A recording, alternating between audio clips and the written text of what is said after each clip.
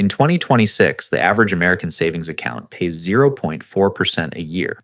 At that rate, if you left your money alone and touched nothing else, it would take 180 years to double. Not a typo. 180 years. So why does it feel like your income, your effort, and your discipline should already have you further ahead than this? Here's what most of us were taught. Save consistently, be patient, and compounding takes care of the rest. That part is true. But there's a piece missing. Compounding doesn't care how disciplined you are. It only cares about one number, your rate of return. And for most people, that number is quietly working against them. So if the account sitting behind your paycheck can't get you there in a working lifetime, what actually can? There's a 500-year-old formula that tells you exactly how fast any rate of return doubles your money. Once you see it, you will never look at your account balance the same way again. That's what this video is about. Because if you don't understand this one calculation, you can keep doing everything right for another 20 years and still land short of where you expected to be. My name is Alex. If you've ever stared at a retirement statement and felt like the number should be bigger by now, stick with me. The problem probably isn't your effort, it's your math. I'm going to show you how to calculate your own doubling number in under a minute, and exactly which of your accounts are quietly working against you instead of for you. Once you understand this formula, you'll stop guessing whether your money is on track. You'll start knowing it number by number. And that gap between effort and outcome traces back to one habit that feels responsible, but is quietly the most expensive mistake in personal finance. Why doing everything right fails. Here's a strange fact.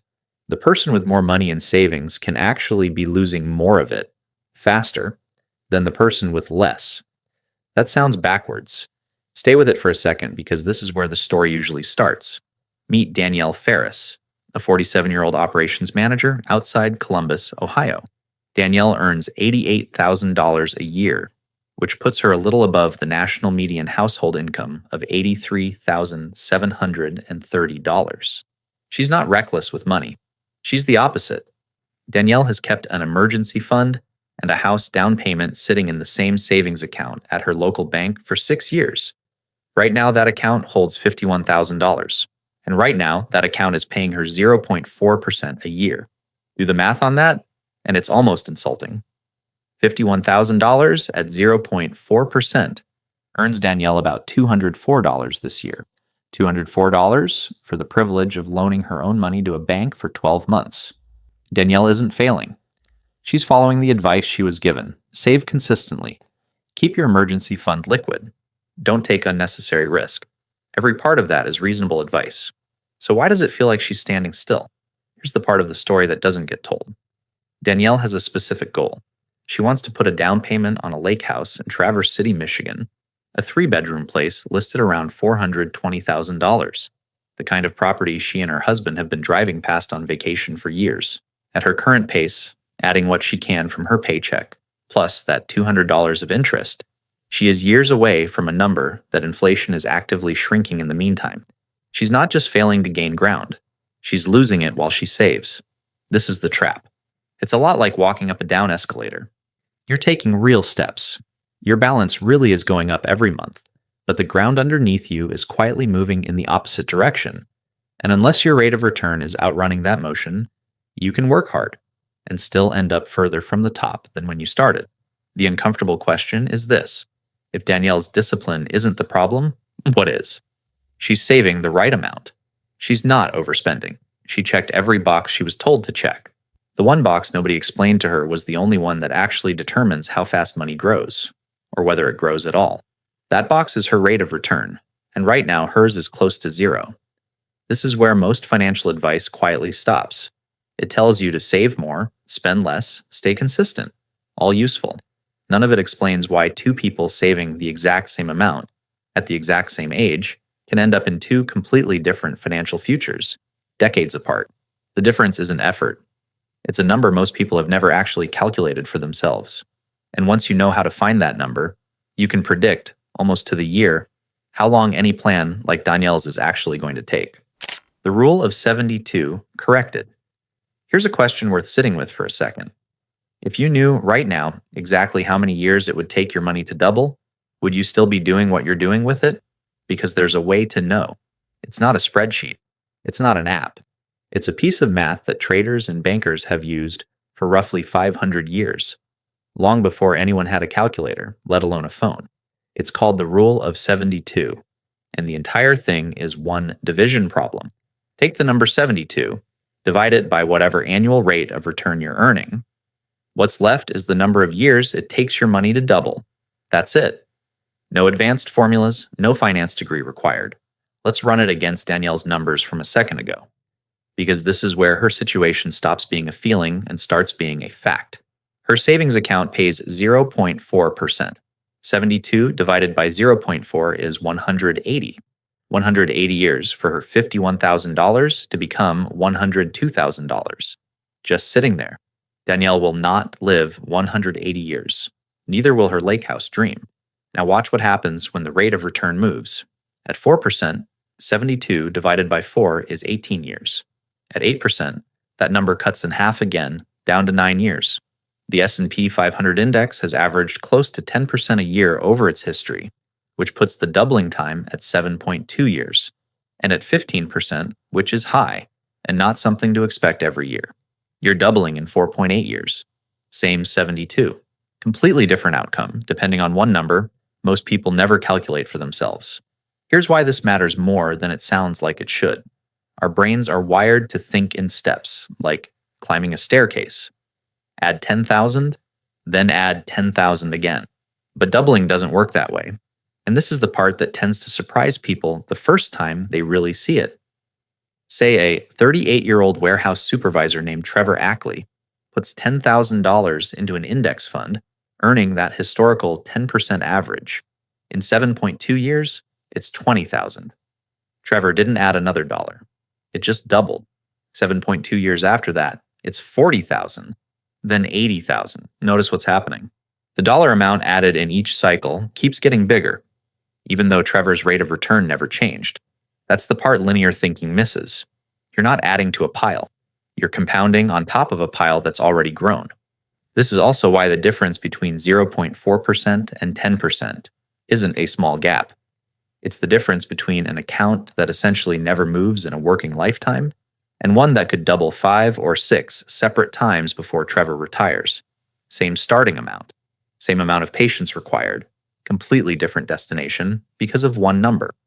So here's the real question this raises, and it's the one that actually matters for Danielle, for Trevor, for anyone watching this with a specific number in their head. If the rate of return is the entire game, does it matter when you start playing it? Or is 7.2 years the same 7.2 years, whether you begin at 30 or begin at 50? 2 timelines, one missing decade. Picture 2 people standing at a fork in the road, except one of them doesn't know yet that the fork is there. That's basically what we're about to look at. Renee Castellano is 35. She works as a dental hygienist in Charlotte, North Carolina. And last year, she finally set up an automatic transfer of $500 a month into an S&P 500 index fund. Nothing fancy. She picked a number she could stick with and left it alone. Gary Whitfield is 50. He manages contracts for a regional trucking company outside Phoenix, and he just had the kind of wake-up call a lot of people have in their 50s. He looked at his retirement account, did some quick math, and realized he needed to get serious. So Gary starts putting away $1,000 a month, double what Renee is contributing, into the same kind of index fund, earning that same historical 10% average. Here's the question. Both of them plan to retire at 67. Renee gets 32 years of compounding. Gary gets 17. Who ends up with more? Let's run the numbers because guessing gets this one wrong almost every time. Renee's $500 a month, compounding at 10% for 32 years, grows to roughly $1,390,000. She contributed about $192,000 of her own money over that time. The rest, over $1 million, is pure compounding.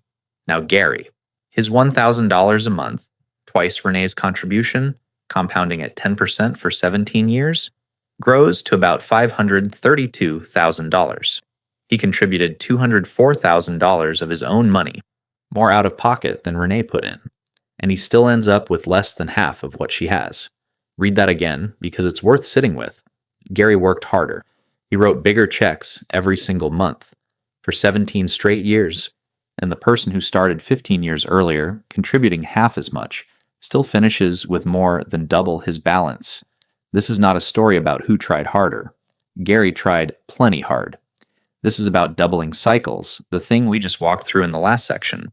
At 10%, money doubles roughly every 7.2 years. Renee gets 4 full doubling cycles before she retires. Gary gets 2, barely. Each cycle Gary misses isn't just one missed step. It's the step where the biggest dollar gains actually happen, because by then the pile being doubled is so much larger. That missing decade is the most expensive decade in the entire process, and it's the one decade you can never buy back. Not with a bigger contribution, not with a bonus year, not with cutting back on vacations. Money can be replaced. Time in the market cannot. Now, to be fair to Gary, $1,390,000 versus $532,000 are both better outcomes than doing nothing. Gary is still going to retire in a stronger position than if he'd waited until 60 to start. But the gap between them is the difference between Renee eventually paying cash for a place like a 2-bedroom condo in Sarasota, Florida, and Gary still carrying a mortgage payment into his 70s. So if the calendar is doing this much of the work, here's the uncomfortable follow-up question. What else is quietly working against both of them the entire time their money sits there compounding, whether they notice it or not? Inflation, the silent, doubling thief. Here's an uncomfortable twist nobody mentions when they teach you the rule of 72. The exact same formula that shows you how fast your money grows can also show you how fast it's being quietly destroyed. Meet Patricia Nakamura, a 58-year-old dental office manager in Sacramento, California. Patricia did something a lot of cautious people do after watching the stock market wobble. She moved $40,000 into cash, sitting in a checking account, telling herself she'd wait for things to settle down before investing it. That was 3 years ago. The money is still sitting there. Here's what Patricia didn't fully account for. Inflation right now runs about 2.7% a year. Run that through the same formula from section 2, just flipped upside down. Take 72, divide it by the inflation rate instead of a rate of return, and you get the number of years it takes for your money's purchasing power to get cut in half. 72 divided by 2.7 is about 27. So if Patricia leaves that $40,000 sitting in cash, in 27 years it will still say $40,000 on the statement, but it will only buy what $20,000 buys today. And 2.7% is actually the mild version of this problem. Between 2021 and 2023, inflation ran closer to 6% in parts of that stretch. Run the same math at 6%, and that halving time drops to just 12 years. At 6%, the purchasing power of $1 sitting under a mattress, or in a checking account paying next to nothing, gets cut in half before a kid born today finishes middle school.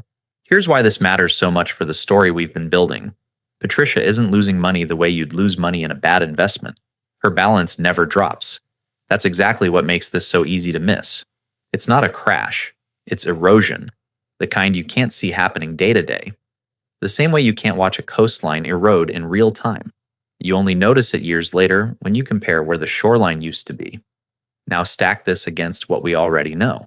Patricia's $40,000 in cash is fighting a losing battle against 2.7% inflation. Meanwhile, an index fund averaging 10% isn't just growing. It's growing fast enough to beat inflation and still double roughly every 7.2 years. That gap between zero real growth and outrunning inflation is the entire difference between Patricia's cash quietly shrinking toward the value of $20,000 and someone else's investment growing toward the down payment on a Lake Tahoe cabin. This is also why staying safe in cash isn't actually safe. It feels safe because the number never goes down, but safety and stagnation get confused constantly. And inflation is the reason those two words don't mean the same thing. Patricia isn't being reckless by avoiding the market. She's being cautious in a way that's costing her money every single year, just more quietly than a bad trade would. So the real question isn't just how fast your money can grow. It's how much of that growth actually survives once you account for what's eating it in the background. And it turns out inflation isn't even the only thing quietly taking a bite before your money finishes compounding. The tax drag nobody calculates. Quick question. If 2 people earn the exact same investment gain this year, is it possible for one of them to keep almost all of it and the other to hand over a fifth of it to the IRS? Turns out yes. And most people never find out which side of that line they're on until they file their taxes. Meet Douglas Everhart, a 54-year-old regional sales director in Denver, Colorado. Douglas has done well. He and his wife file taxes jointly, and this year they sold some long-held stock, locking in a gain of $80,000. Douglas assumed the government would take a bite, the way it always does. What he didn't expect was how much that bite depended on numbers he'd never bothered to check. Here's how it actually works. Gains on investments you've held longer than a year are taxed at what's called the long-term capital gains rate. And this year, that rate depends entirely on your total taxable income. If a married couple filing jointly has taxable income up to $98,900, they pay 0%, nothing, on long-term gains. Above that, the rate steps up to 15% for most households, and eventually 20% for higher earners. On top of that, there's a separate 3.8% surtax, called the net investment income tax, that kicks in once modified adjusted gross income crosses $250,000 for a married couple. Douglas and his wife's combined income puts them solidly in the 15% bracket. So that $80,000 gain doesn't stay $80,000. 15% of it, $12,000, goes to federal taxes before Douglas ever gets to reinvest it, use it, or enjoy it. $12,000 is roughly what a nicely optioned Toyota Camry Ace E costs. That's not a rounding error. That's a car, gone in taxes on one transaction. Now here's the part that actually matters for everything we've built so far. Remember the rule of 72? A tax drag doesn't just cost you the tax bill once. It quietly slows every doubling cycle that comes after it, because the dollars that got taxed away are no longer in the account compounding for you. $12,000 sitting in Douglas's brokerage account, compounding at 10%, would have doubled to $24,000 in 7.2 years. Once it's gone, it can't. This is why where you hold your money matters almost as much as what you hold. Money inside a 401k or a traditional IRA grows without this kind of drag hitting it every year. Money inside a Roth IRA can come out completely tax-free in retirement, gains, and all. Douglas's mistake wasn't investing in a taxable brokerage account. It's that he'd never actually calculated where his income put him relative to that 0% threshold, or thought about which account should be holding which asset. None of this means taxes make investing pointless. Even after that $12,000 hit, Douglas still walked away with $68,000 he didn't have before. But it does mean that the real rate of return people plan around, that clean 10% from the history books, is rarely the rate that actually lands in their pocket. So once you've accounted for inflation eating at one end and taxes eating at the other, the real question becomes this. Out of all the places you could actually put your money, which ones survive both bites and still leave you with a number worth waiting for? Choosing your engine, reaching escape. Here's a question worth asking yourself right now. With everything we've covered so far in mind, if every doubling cycle can get eaten by inflation on one side and taxes on the other, does it even matter which vehicle you choose? It turns out it matters more than almost anything else in this entire conversation. Let's line them up side by side, the way Sandra Belhaven did. Sandra is a 56-year-old hospital administrator in Tampa, Florida. And last spring, she finally sat down and mapped out where every dollar of her savings actually lived. A basic savings account, paying 0.4%, doubles her money in 180 years. U.S. real estate, which has historically appreciated somewhere around 6 to 8% a year, depending on the market, doubles in roughly 9 to 12 years. An S&P 500 index fund, averaging that historical 10%, doubles in 7.2 years. And then there's the category Sandra had been eyeing but never touched. Highly volatile assets like individual tech stocks or cryptocurrency, which can post enormous short-term gains, but can also lose half their value in a single bad year. A fast doubling time means nothing if a crash wipes out the gain before you get to use it. Seeing the four side by side was the moment it clicked for Sandra. She wasn't choosing between safe and risky. She was choosing between a vehicle that goes nowhere and a handful of vehicles that actually get her somewhere at very different speeds. Most financial advisors will tell you to keep any high volatility bets small, something like 1 to 2% of a portfolio, while the bulk stays in something steadier like an index fund or real estate. That way, if a volatile position performs, it helps. If it doesn't sink you. So Sandra restructured. She kept a small emergency cushion in that savings account, moved the bulk of her long term savings into index funds inside her 401k, and kept an eye on a rental property near her sister in Asheville, North Carolina, a market that's held steady appreciation for years. Nothing dramatic, just moving money out of a vehicle that couldn't get her anywhere into ones that could. Here's what that actually adds up to, because the destination is worth naming clearly. Picture $1 million invested at that 10% historical average.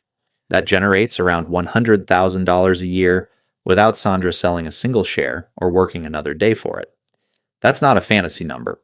That's what $1 million, put in the right vehicle, is designed to do.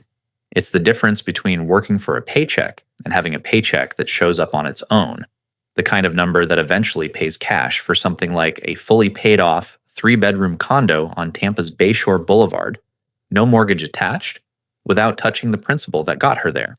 The vehicle you choose isn't a minor detail in this story. It's the entire story. 0.4% and 10% start out looking like a rounding error on a percentage sign. Over 20 or 30 years, they're the difference between a savings account that never really moves and a number that eventually works harder than you do. So here's where all of this actually leaves you. Sitting there with your own accounts, your own rate of return, and your own number of years left before you need this money to be ready. The only variable that was ever yours. So here's the realization underneath everything we just walked through. Your effort was never the problem. Danielle, Trevor, Renee, Gary, Patricia, Douglas, Sandra, every one of them worked hard and did something responsible with their money. The number that actually decided their outcome was their rate of return, quietly running in the background the whole time. A few things worth holding on to. 72 divided by your rate of return tells you your real timeline, not a guess. Time lost to a late start can't be bought back with a bigger contribution. Inflation and taxes both shrink your real doubling time, even when your balance looks fine. And the vehicle holding your money matters as much as how much you put into it. So take a minute this week and actually run your own number. Divide 72 by whatever your accounts are currently earning. That single number will tell you more about your future than your balance ever will. Which raises the next question worth sitting with. Once you know your timeline, how do you actually shorten it without taking on more risk than you can stomach? That's worth its own conversation.